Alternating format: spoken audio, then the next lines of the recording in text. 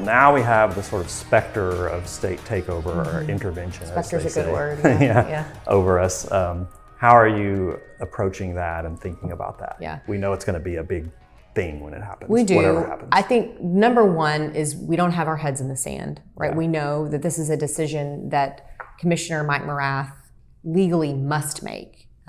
And that is very clear in state law. And the decision is his and his alone.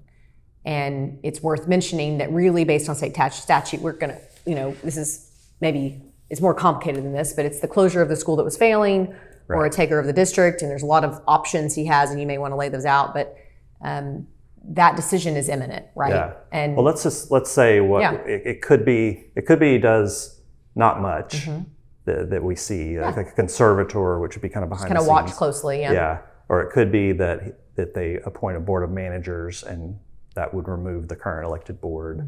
And then it could be that they replace the superintendent and he appoints a new one. But it could be also a combination. So it could be one or the other, or a board of managers and keep the superintendent or whatever. So, Well, and I've met with parent groups and I get this question daily, weekly, hourly at this point. But a few things I think are important for me to reiterate to people. Number one is Commissioner Morath, whether you agree or disagree with him in his focus in policy and education in Texas, he is an expert. Yeah.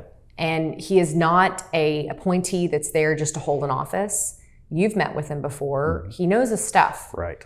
And he could tell you intimate things about our school district that we don't even know. And he is carefully examining these options. He saw transformation in Dallas ISD. He does not have to be doing the job he's doing. He's doing it because I think he truly cares. Right. And that doesn't mean I always agree with him, but I just think I lay it on the table. And I've told parent groups, if you sat with him and asked him, he would impress you. Yes. It might irritate you. He's so impressive, right? Right. He can rattle off. He can. He can. And so I know that he sees this as one of the largest urban districts in Texas that is also one of the lowest performing. Yes, he has seen bright spots and major improvement. I think 40 campuses have seen a letter grade increase. Yeah. But at the top of my head, I'll forget, how many do we currently have that are failing DNF campuses? Yeah, 60? I can't remember either, but it's a lot. It's still unacceptable. Yeah. Yes. Now, if Karen were here with us, she would share in that same sense of purpose, and we've got to change that. So we can't control what Commissioner Morath does, but what we need to be prepared for as a community is to rally together. Yeah.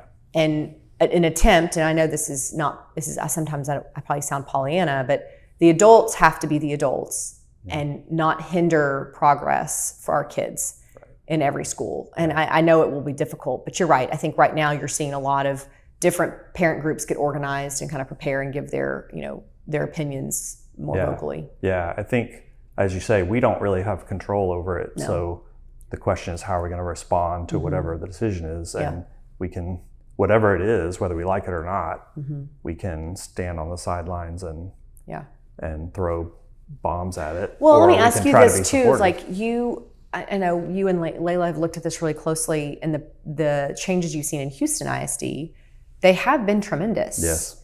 But I know they've been painful. Yes. So much fighting and community division.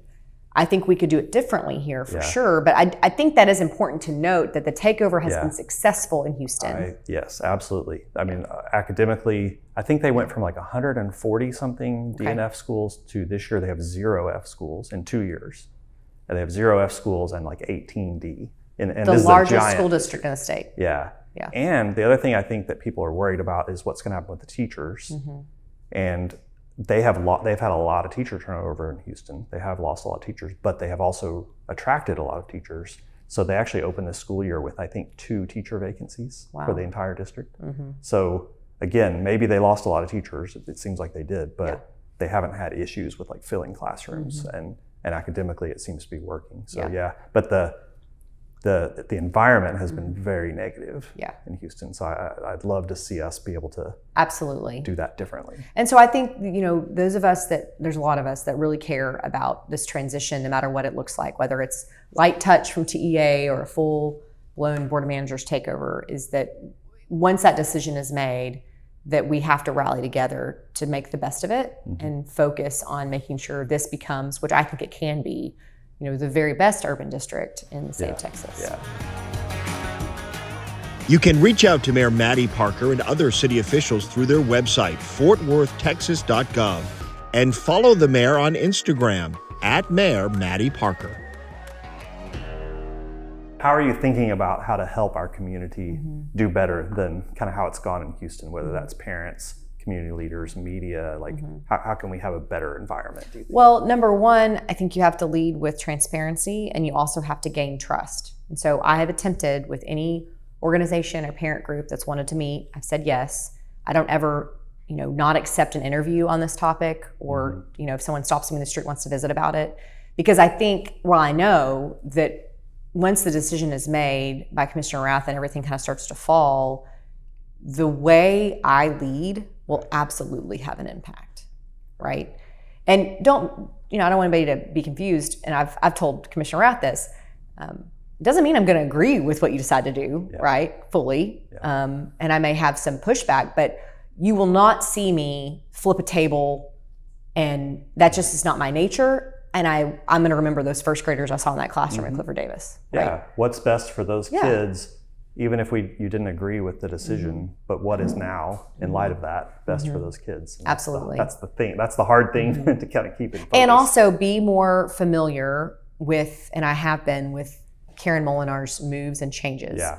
So that I can support the things we know are working and the shifts that we've seen. So I can speak candidly with Commissioner Rath or anybody else on his staff about where we've headed. And I've been very vocal of my support with Karen. I think that she has showed a level of bold leadership that we haven't seen in a very long time. And that word I used at the beginning, urgency, was so important to me, because we just kept kicking the can and expecting it to magically change, and it wasn't, Yeah, I mean, I can remember us sitting in presentations about things that we knew weren't true. About how, and it is radically different with Karen. Yeah. Like, she's speaking the truth. She'll own it for sure. Yeah.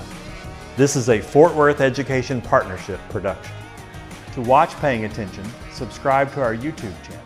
You can also listen to Paying Attention wherever you get your podcasts.